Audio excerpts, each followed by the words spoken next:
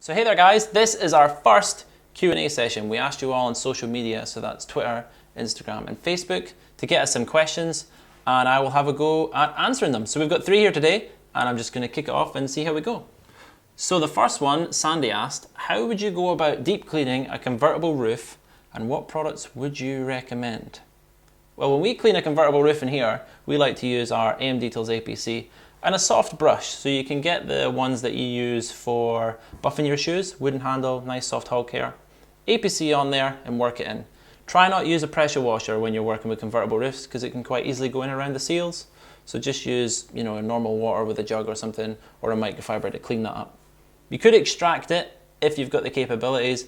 If not, grab the wife's hair dryer or a blow dryer, something to get it dry. Protection wise, we would use Gtechniq, of course, so we use iFabric and we try and put 2 or 3 coats of that on.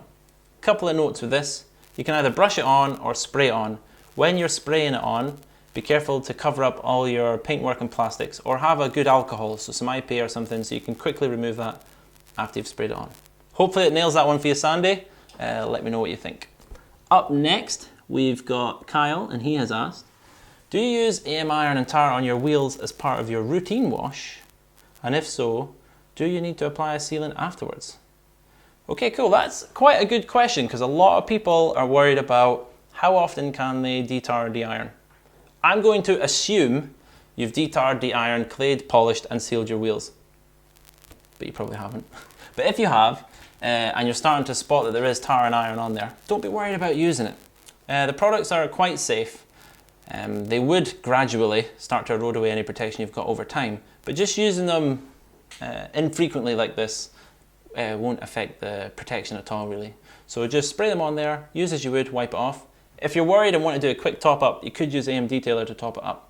But ideally, strip it all back and have a good go and seal it up. You should find that you're only really needing to detar and de-iron wheels every 4 to 6 months, but your Range Rovers or your big automatic cars do like to go through the brakes, or those with a bit of a heavy foot. So de-ironing will be absolutely fine and it won't really massively affect the wheel sealant. Cheers to that one, Kyle. Then we've got Gianni. He asked, out of all the cars you have done over the years, which one do you feel had the biggest transformation in terms of restoring it back to a new looking car? Have you had a tougher car to work on than that?